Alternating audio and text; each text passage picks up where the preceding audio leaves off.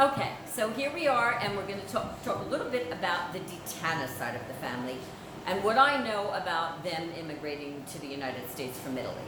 Now, what I want to say is my grandparents must have immigrated here somewhere around 1900 or shortly thereafter. They immigrated from an area of southern Italy that was called Campobasso Capricotta in the Abruzzi section. And they immigrated to Bristol, Pennsylvania. That's where my father was born. And that's about, for those of you that don't know, about a 30-minute drive from where my mother was, from Northeast Philadelphia. Probably a little longer back then, before they actually had the 95, the highway. But at any rate, my father was born, my grandmother was apparently adopted or raised by other people that were not her parents, and I don't really know what happened, to be honest.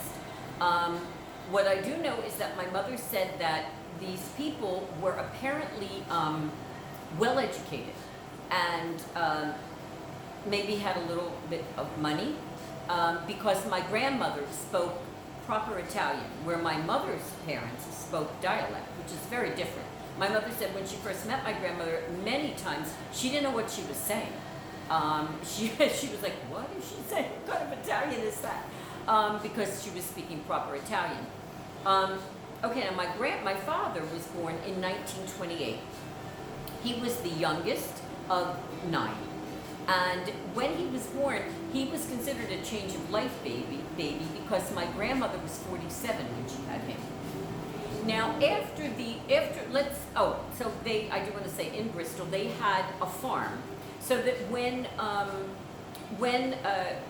the Depression hit, and my father was obviously a baby, they had it easier because they had a farm. So they had lots of produce, and they had cows and pigs and goats and chickens. So they had obviously a lot more food, to choose from. Okay. That being said, my father, like I said, my father was born in 1928. In 1948, my father, or 47 actually, my father was 19, and he was drafted, even though there was no war anymore, World War II had ended, he was drafted into the Army. Now, you had a choice. You could go 2 years in the Army, or you could go 4 years in the Navy and enlist. So apparently two of his friends were also drafted with him. And apparently there was the Army here and there was the Navy here. Like, that's the way I understood it. And he said, let's go in the Navy. So it's 4 years, but they were young. And, we said, it's peacetime. We'll get to see we'll be on a ship. We'll get to see the world. I mean, why go in the Army? I don't want to go in the Army. So the two of them, my father and the other friend, went into the Navy, and this other friend said, no, I want to go into the Army.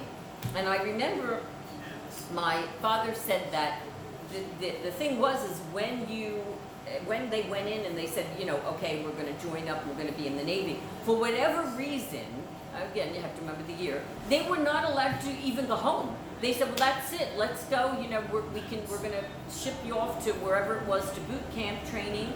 And he basically called my grandmother and said, Mom, I'm leaving. I joined the Navy for 4 years. Can't even imagine that conversation. I mean, she was his baby. Okay. The sad note is that my father's friend who went into the Army, unfortunately, within those 2 years died. Died. I don't remember, I don't know if my father actually ever told us the circumstances.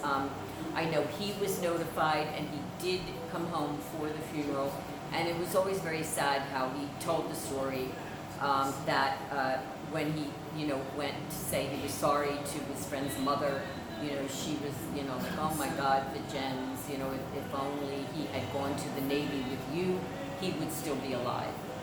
Who knows? Who really knows? But my father said the Navy were the best 5 years. He ended up doing 5 years, and I'll explain why later, of his life. and wonderful stories. I've got some great Navy stories, it's just really good stories. But I will leave that till the next time because I want that to be one whole event, if we can do it in one whole event. And we'll leave it there. But I will come back soon, I promise, and we'll move on to my father's Navy years. Okay, so I hope all of you are well and stay safe. And remember, where there's breath, there's hope. Bye for now.